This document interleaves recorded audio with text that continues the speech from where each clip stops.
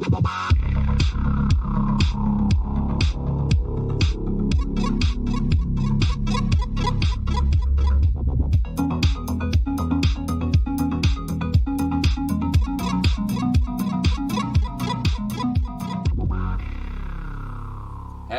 and welcome to the Unlucky Frog Gaming Podcast. You are joined by two of your usual hosts here. You have Tom Mannering.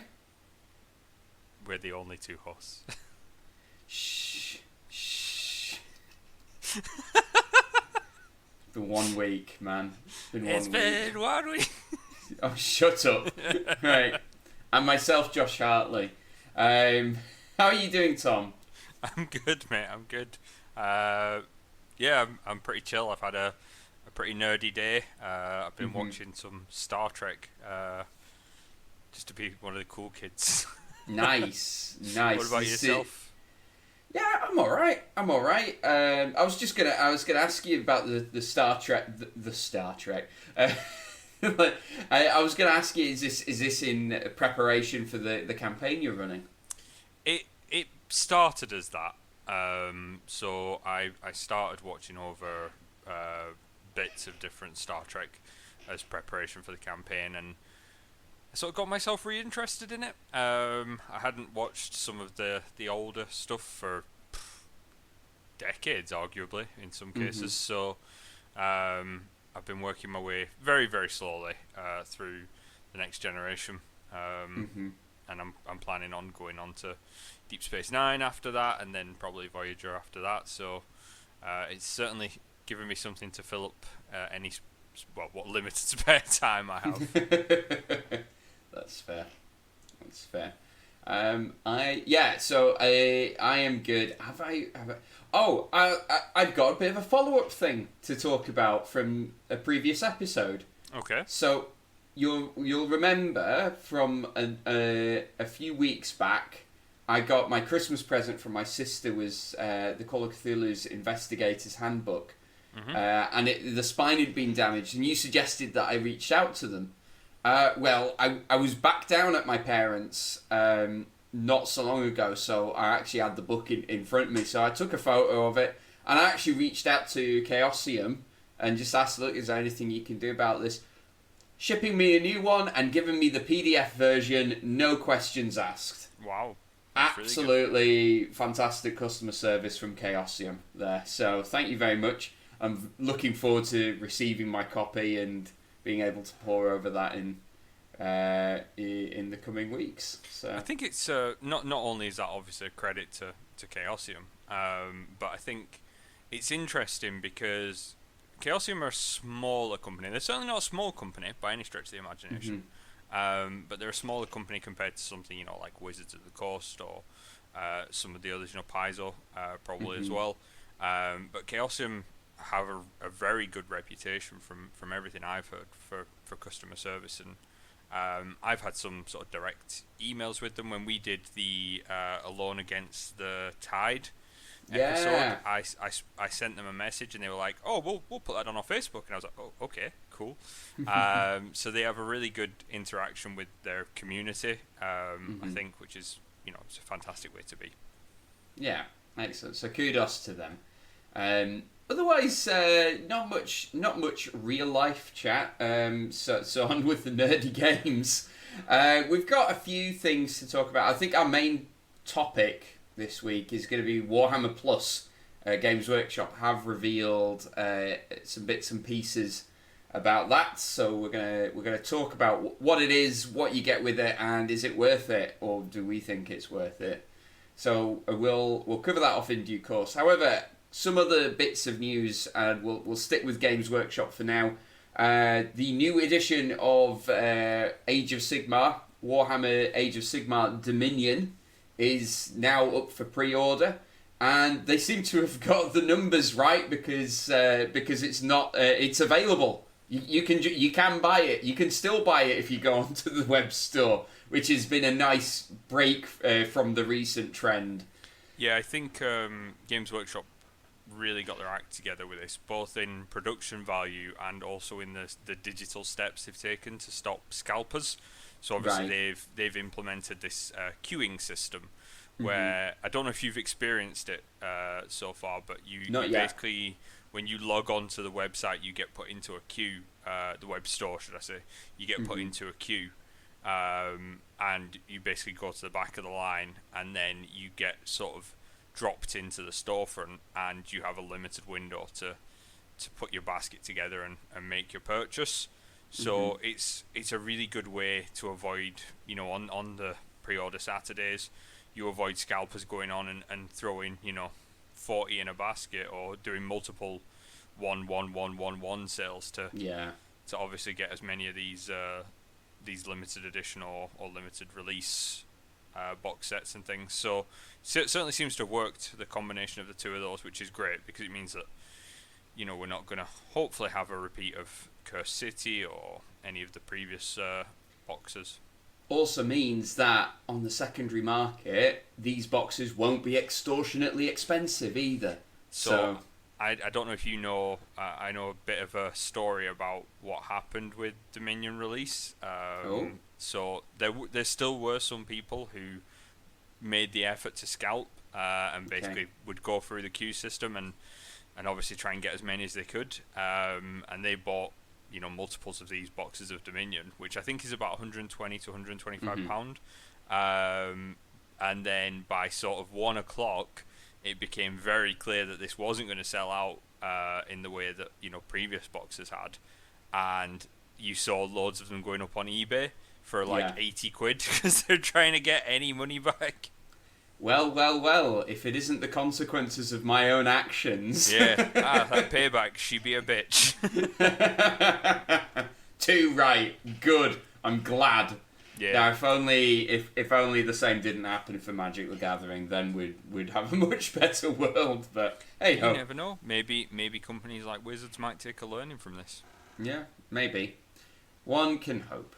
But we do have some other things to discuss. Hang on. Pump the brakes here, right? Pump the brakes. You're keen. You're too keen. Did you order a copy of Dominion? I have not, no. No? Have you ordered the new rulebook for Age of Sigmar? Not yet. Okay. I will pick one up, but I ordered mine, Joshua. Well, get you Gold Star, Tom. Yep. I think this is a momentous occasion. This is the first time I have ever bought a rulebook for Age of Sigmar. All I've bought before is I think I bought like the second General's Handbook, and I bought I think one army book as well. No, I bought the Forces of Chaos book when that first came out in the first edition, because at the time I still had a Chaos army, and I bought the Tzeentch book, which I found out when I got home was actually an out-of-date book that I'd been sold, which I was not happy about. I bet. That wasn't mentioned to me at all, so that was not great. But yeah, I've ordered the Age of Sigmar. Is it 3rd edition? Yes. 3rd edition. Third edition. Yeah. So I will pick it up at a later point. The reason I didn't buy Dominion is, frankly, I think both factions look pretty cool, or they've got nice models, but I don't collect either of them. So I don't have a desire to start collecting either of them. So obviously it's a no for me. Yeah. I will get on my get my vampire army underway though soon. That might be something I treat myself to once the sale of my flat has all gone through. That's fair. I would normally get the box, but much like yourself, I was like, well, I'm getting the rule book, might be just as well getting the box. And then I kind of looked at it and I was like, I'm not interested in either of these factions. As nice as the minis are, they will just sit in a box somewhere, either unbuilt or at best built and not painted, and it's not worth it. Of course, you're gonna dive into Cities of Sigmar is the plan, isn't it? It is, yeah. Have you got like an outline of the army you want to build for it? I have mocked up a couple.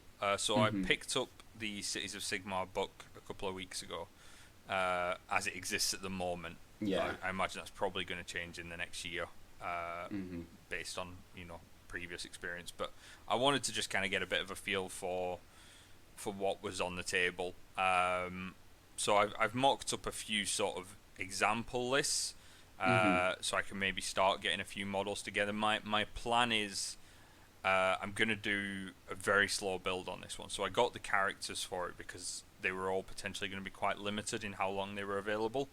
So obviously I had the stuff from Cursed City, and I didn't know how long the Witch Hunter father and daughter would be available for, so I thought I'll grab those now so I don't miss them. And I'm going to start buying like a unit and just work that unit and then build it up slowly. And what that means, this is a precautionary measure, because if they release a new book and it bones what my plans are, or they bring out new minis for Age of Sigmar, which I have heard some rumours of from Ben is one of the people who actually said he thinks it might be one that gets a bit of a rework. I don't want to have 3,000 points and have all old stuff when there's new stuff. So if I do it slow, it gives me time to build them, paint them, figure out what I'm doing with it, and then if something does hit the table, I'm not in a position where I'm peed off as I have been with my Nurgle force in 40k, by way of example. Yeah. No, fair enough. Yeah. Well, watch the space, guys, and we'll keep you updated on all of that. Right, now on with the rest of the news. Go on then. Yes. So, we'll start with a franchise that is near and dear to your heart, Tom. It was a few weeks back we were talking about you're quite the fan of Sonic the Hedgehog. Well, Steamforged are now taking pre-orders for Sonic the card game. And to quote them directly, "There's no slowing this blue hedgehog down. He's run off the video game screen right onto the tabletop, and he's brought his friends with him. It's time to take your sneakers to the tabletop in Sonic the card game. Playing as Sonic or one of his friends, and the characters are Knuckles, Tails, Amy, Blaze," who's Blaze, or Shadow. "Race through levels built by laying out random cards, collect rings and power-ups. Whoever gets the most points win. There is a catch. For each round, a new card is drawn at random and added to the level. Before the card is revealed, every player has to decide in secret whether to keep racing or retire." So it sounds kind of like a bit of there's a push your luck sort of thing going on there. What do you think? What are your thoughts with Sonic coming to the tabletop? It's an interesting idea. I have two issues with it. I know what one of them's going to be. One of them is that it's Steamforged Games. Yep. Who I am just intrinsically wary of at this point. Yeah. They're a company that I want to do great things. That they have a lot of potential, but they've hurt me before, Josh. Yeah. They've wounded me. So that's one issue.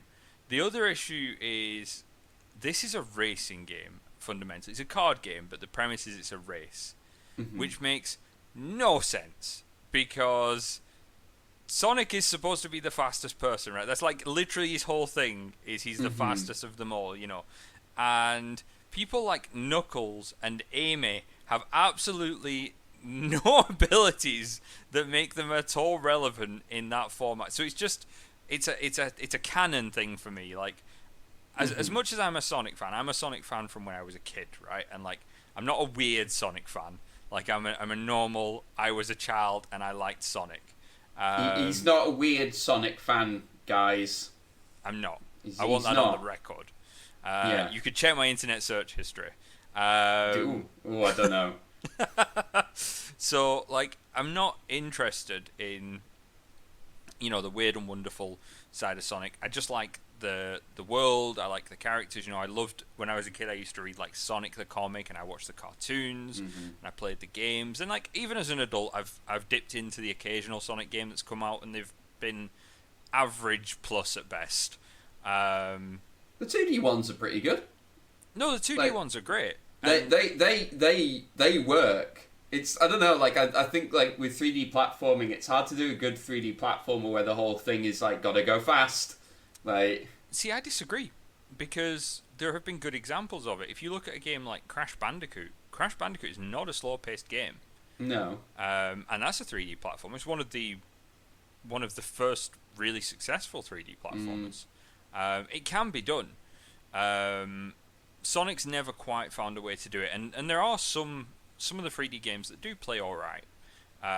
But to get back to my issue, it just doesn't make sense. I'm like, you've got this game, and your whole premise is set up around a race, when the title character, realistically, should be winning every single game. And if I played that with someone, I'd be sitting there going, this doesn't make any sense. This makes zero sense. And I'd just be getting annoyed at it. I could see it just being a game that would annoy me. You can't suspend your disbelief. Not that much. Like, not when one of the pivotal characters' entire thing is how fast he is. Like, they had this amazing IP to do a card game with, and they could have done loads with it. You know, they could have done a sort of versus mode, you know, where it was a battle thing. You could have done like a narrative play where, you know, something like Call of Cthulhu or Champions, where you're playing against a deck. You know, you have like a Robotnik deck and the characters play different characters. You could have done something like that. And they're like, no, let's have the characters have a race. Wow. How creative, and what a great use of this IP. I mean, it's on brand for Steamforged, at least. It's, fair. So yeah, Do you know what I think the best application of the Sonic IP for tabletop would have been? Let's get a tabletop version of Dr. Robotnik's Mean Bean Machine. That was a cracking game. Do you know, like, I'd rather that than the Sonic racing games, where you put Sonic in a race car. Like, yeah, talk about like suspending disbelief. And it's like, well, none of this makes sense at all. You're just copying Nintendo's homework. Yeah. You just like, I mean, that's for Mario, pretty much. Like, I don't know if that's fair. Like, Sega have got some really good games, but yeah. So some of the Sonic stuff has been a bit lackluster. Yeah, I mean, there's a lot of people who've worked on the Sonic franchise don't really see, and I'm not entirely sure it's their fault. They don't really seem to know what to do with the character. Like, I watched the Sonic movie a few months back, and it was actually okay. It's fine. It's not amazing, but I quite enjoyed it because it focused on, you know, kind of what the character's core principles were. He runs fast. He's a bit of a wise ass. That's it. You know, it's not much to do there. But like, there's been some really weird Sonic games. Like, there's been like one where he's like a werewolf. There's been one where I think like he's in the medieval times. They might even be the same game. They all kind of blend together. You know, this Sonic Racing. Just like every time I think of that, I'm like, what? This makes no sense. You know, fair enough, do that, but don't put Sonic in a car. Yeah. How if you were in charge of Sonic, then where would the character go? What like would you for do a with him? computer game? Well, whatever, you know.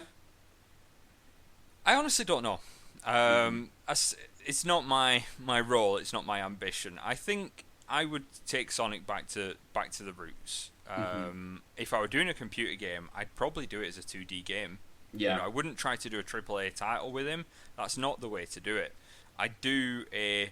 So the old Sonic games didn't have much in the way of narrative. You were just Sonic fighting Robotnik running through zones. I think with modern day systems, you could make quite a cool narrative game, but have it be the 2D. So keep the main format, but put a narrative into it as well to give it. You know, you could have cutscenes. You could have like, you could even, if you really really wanted to go wild with it, you could have like an RPG element to it. You know, where you even maybe choose things in it. You know, there's conversations and you make choices. Getting a bit out there with it, but you know, you could have something like that as well, where you know, you get the sadistic choice where maybe like Tails and Amy are both in trouble, and it's like, who are you going to save? You know, stuff like that. That's what I do. Okay, neat. Well, stay tuned, guys, for Tom's Sonic game as it gets developed. Oh, that's my phone. That must be Sega. Yeah. Right. Moving on. So from one IP to another, and this one for me is just proof that we are starting to reach that event horizon where everything has been turned into a tabletop game. Tom, how do you fancy playing Summertime, the card game? That's right, this is the official card game of the hit single from Will Smith and DJ Jazzy Jeff. The hit single from the early 90s, I want to say, maybe late 80s. I mean, from the box art, it's definitely early 90s. This is pre. It's pre-Fresh Prince. Yeah. Wow. So, I mean, I'm psyched, mate. I'm just. let me. So this is Wizkids making this, and let me quote you from the website. DJ Jazzy Jeff and the Fresh Prince invite you to hang with them in the hottest spots in Philly. You will cruise, groove, and unwind across town, trying to vibe with them to prove you're the coolest in the crew. Do you have the energy to keep up with everyone else who has their eyes on the crown? Well, do you, Tom? Is it ironic to call Will Smith the Fresh Prince anymore? I don't know. I mean, the guy's in his 50s. You know, he's not. Yeah. He's not fresh. His films haven't been great recently. You know, you just need to quote a few of his recent films, and the guy's career is not exactly at its peak. You know, you got things like After Earth and Bright and etc. etc. Suicide Squad. He's actually one of the few decent characters in Suicide Squad. I'll give him that much. Mm-hmm. But yeah, he's not really fresh. So I really would like to have been a fly on the wall of that WizKids meeting. You know, like I want to see that conversation go down. That must have been like a really quiet Friday, and like intern Steve's there, and all the big guys are like, "I've got nothing, mate. We are tapped. We've got nothing," and they all just slowly turn to like the kid who brings the coffee in, and he's like, "Oh, what about the Fresh Prince?" They're like, yes. Yeah. I have no idea what to even think. But yeah. We've reached it. We're now gonna get like card and board game adaptations of hit songs from the 90s. So that's such a niche way to do it as well, right? So you have a specific song that sort of led into a series. Why not do the Fresh Prince card game? You know, at least then you're tapping into, you know, the whole sort of a whole TV show. The whole universe. You know, you could have like a card about how weird it is that Aunt Viv completely changes appearance and personality in the middle of the show. Yeah. You know, like really, really tap into, you know, the whole research rather than a specific 3-minute long song about summer, like about a season in a specific city. I for one hope this sets a new trend. I'm looking forward to seeing Closer by 9 Inch Nails, the card game. Yeah, that's that one's gonna have an interesting rating on it. It's a bit like Pin the Tail on the Donkey, but I mean, you could, if you were gonna go for songs from that era, you could have gone with ones with a bit more character. Like go for like Thriller. Jesus, I mean, Thriller's got loads of character. You know, it's got a whole plot through it. You could draw loads from that. Do a supernatural game with werewolf Michael Jackson, I guess. That'd be awesome. Yeah, really go to town on it. You know, bit of work on it. I'm trying to think what other songs from that era would be better, but I can't actually remember that many songs from that era because, you know, it was 30 plus years ago. Smells Like Teen Spirit. I don't know. Yeah. Common People by Pulp, the board game. Like, it's just a board game about how rubbish. How do you want to live like common people? What do you want to do? Just like playing. Oh man. So, yeah, we'll keep you posted on that, listener. Yeah, we'll definitely. Is this one we're gonna follow? Definitely following up on that one. Right. Will we get to the main course of this week's episode?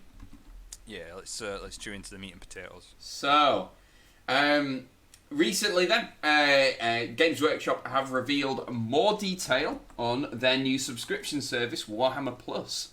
So, including the price. So I'm gonna. I didn't catch the stream live. Did you get a chance to catch up on this at all, Tom? Or I didn't see the stream, but I have heard about it and I've read up on it a little bit.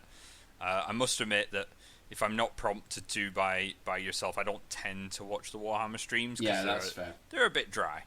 For my particular. Shots fired. I don't mean any respect. I'm not saying that they're poorly produced or anything. They're just it's just people talking about releases. There's only so much you can. I say that as we are talking about releases. There's a bit of a irony. Anyway. Yeah. Well, we'll cover off basically what they've confirmed that you will get as part of this subscription. So the one we knew about was you're going to get access to stream a bunch of animated. Now I don't know if they said they're shorts or feature length or whatever, but shorts at the very least, or maybe like episodic, like half-hour long animations. We already knew that. They've also confirmed that they are going to have weekly in-house Warhammer hobby shows. So a bit like what they do on Twitch, the Hobby Hangout, and I believe they've said that they're going to do battle reports as well, and stream those through this subscription service. You will have access to a digital vault of classic Warhammer publications and White Dwarf issues. Full access to the Warhammer apps, so that's the 40k app and the Age of Sigmar app, and all the content that is locked behind a paywall for those. Premium access to our official events. I'm not entirely sure what they mean by that exactly, but we'll have a look. Exclusive subscriber offers. And this is the one that caught me by surprise. I don't know why it surprised me, because miniatures is literally their thing. But you get a free Citadel miniature once a year, worth at least £25, and then you can get access to a second one as well.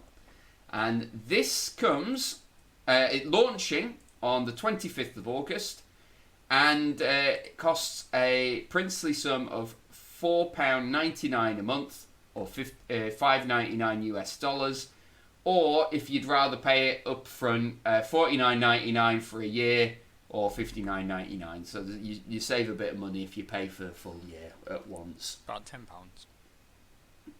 Now, what are your thoughts? So there are two versions of thoughts I have. Okay. So when I first heard about this, and when it was first kind of teased, it was about the animation side of things. I went, nobody's going to pay for that. I think I even maybe said on an episode, only the most diehard of people are going to pay for a subscription to Warhammer TV. And I stand by that.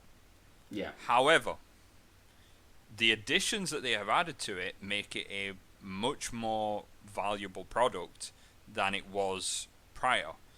Purely off the basis of the apps that they're putting into it. So I know some people will naysay the 40k app, and there's even people who don't rate the Age of Sigmar app, and I'm not besmirching that. However, I think they both come in at like £1.50, £2 a month. Yeah. So you're paying. I have both of those, and I'm paying like £4 a month for them. So to get them both together, plus all this extra content, value for money wise, it has shot up in quality from what they've added. Even if you take out things like the apps and not the apps, sorry, the VIP and the tutorials and things. Looking at the apps, the model you get, obviously the TV shows, and the lore thing, like you get old books as well on it. That's a lot. So I've changed my position. I think it's actually a good sell. Yeah, I think I'm kind of on the same page as you, except I'm probably not gonna go for it. But I can see the value in it. I don't have or I'm not paying for like any of the paid stuff for the current apps, and I just won't watch the animated stuff. Like not because it's not cool, but because we've discussed this, I just don't watch that much TV. Mm-hmm. So it's probably a little wasted on me. But yeah, I think they have added enough value to it. What do you think of the two miniatures that they've revealed? So I had a look at these. It's a weird one, right? And you might have a different opinion to me, but I think the assassin miniature is really cool. Mm-hmm. It has a lot of character. It looks quite interesting. It's kind of positioning the assassin as quite literally a sniper. And then the Uruk one, or the Orc one, whatever you want to call it, looks quite generic-y, and not quite as interesting. Yeah, I'd agree. There's nothing really particularly... It's not a bad model, it's just... But the assassin's really cool, and it's kind of ridiculous that he comes basically in a statue. Like, just some... It made me think of, in cartoons when they'd like hide in a bush and then they'd move the bush around with them tied. Is this Imperial assassin doing the same thing? He's like trying to shift this big lump of metal around. Like, God damn it, I'm just gonna need this so that they don't see me. I think that's always a thing with, if you have a miniature, a played miniature that has some sort of big base, very, very detailed base that's, very environmentally contextualized, or, has a bit of terrain on it and stuff.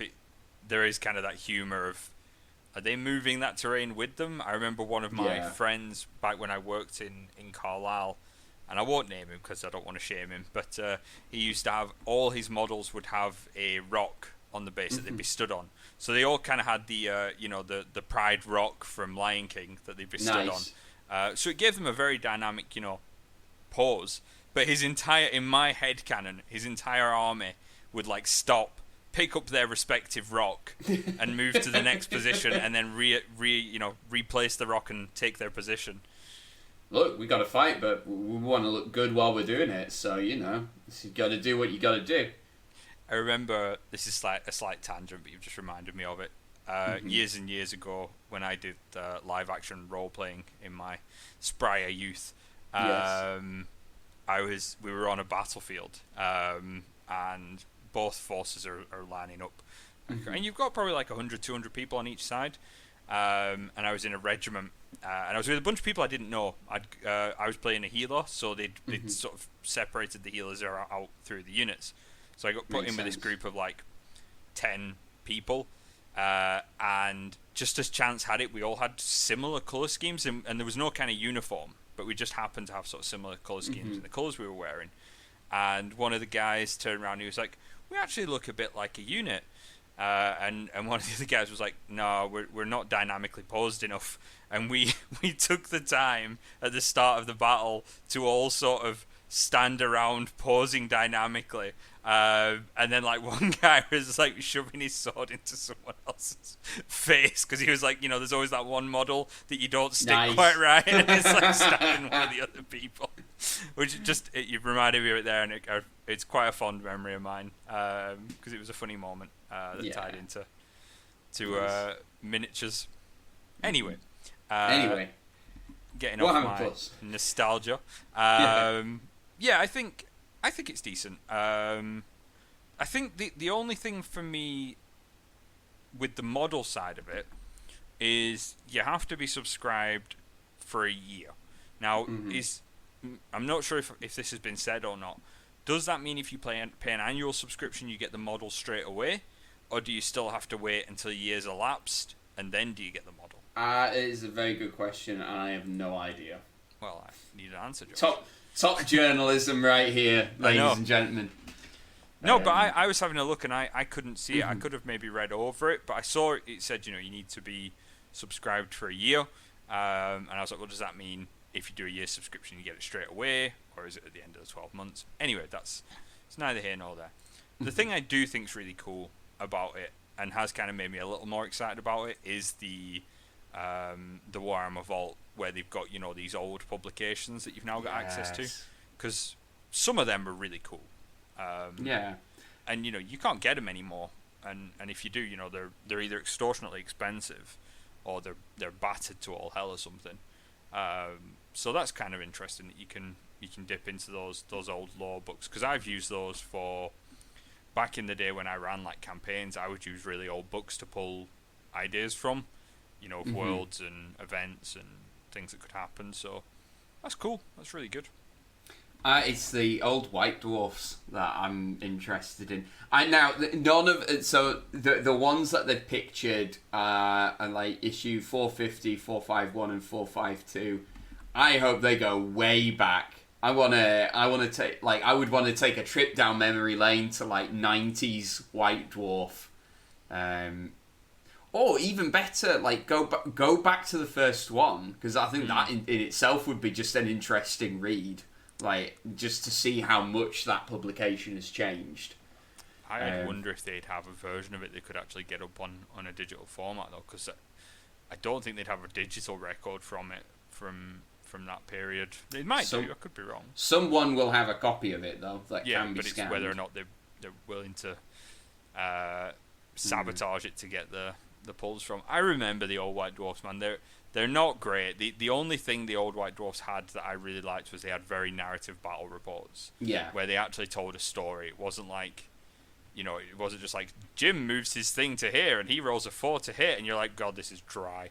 Like, it was actually, each turn would be like a narrative, and they would like have little like sidebars where they'd tell you the how it rolled out and stuff. And I remember they had the maps with like little arrows drawn around them, like showing where people had moved and stuff. And that was all really interesting. But I remember like the back page of the White Dwarf, you'd have like 10 pages of this horrible grey yellow catalogue. I loved that. That had like all the stuff you could order. Don't diss the old mail order catalogue at the back of White Dwarf. That was awesome. I remember like my mates. So when I started playing Warhammer 40k, I lived around the corner from two friends of mine, and they both played. One of them was a bit older than me. One of them was a bit younger. And they both played, and we always used to play together. And their dad converted their attic into a gaming room. So they had a table in there, they had shelves for all their minis.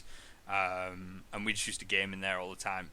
But I remember there came a point in the year where the new Citadel catalogue came out, and it was like, it's like fucking Christmas. It's like fucking Christmas, where like the catalogue would come out, and like we'd all go around to their house, and we'd be like, oh my god, like look at all this stuff, I'm going to order that. And you'd write down, this is when you could buy like individual arms as well. So you'd be like, I'm going to order this arm, and I'm going to order this thing, and I'm going to build that. You made some truly atrocious minis from it.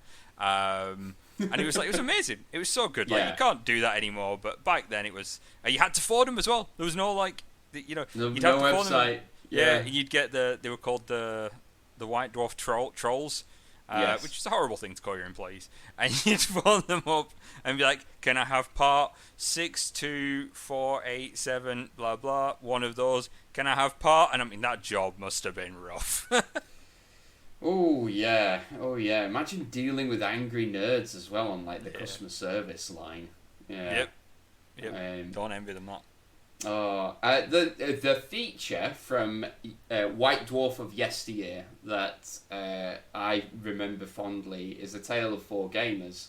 And I don't know, because I don't get the new White Dwarfs, so I don't know if they keep doing that. But that is definitely a format that I've seen replicated in lots of places online. And it would be fun to go back over that as well, and just and just marvel at how small the armies were back then. They do still do Tale of Four Gamers in one format or another. It tends to pop up every now and then. Because I still pick up White Dwarf on occasion. It tends to be like if I'm getting a long train, I'll pop into like a W.H. Smith's and grab a copy. Obviously, I haven't done that for a couple of years, but yeah, that's usually when I'll grab a White Dwarf and give it a read, or if like I'm round at someone who does subscribe to it and I see it on the table, I'll have a wee flick through. When I was still working in the city centre, I was picking up issues of it as well monthly, just for someone to read at lunchtime. Yeah. But yeah, it's still good. I think arguably now it's better than it was historically for what's inside it. You know, there's great painting guides, and I'm not trying to sell you a White Dwarf here, but there's great painting guides. You know, they do have the battle reports, albeit in a different format. You know, and they tend to be quite interesting articles. But the older ones were more about selling you stuff like 100%, and even like when I worked at Games Workshop, it was, you know, a catalogue, albeit in a different format, to try and sell you the new thing, you know. Yeah. But yeah, it'll be interesting to take a trip down memory lane and revisit some of those 90s hairstyles as well on some of the stuff. Yeah. Excellent. Rightio. Well, I think on that note, the note of 90s hairstyles, we'll draw this particular episode to a close. So, as always, guys, thank you very much for listening. And until next time, take care. Bye!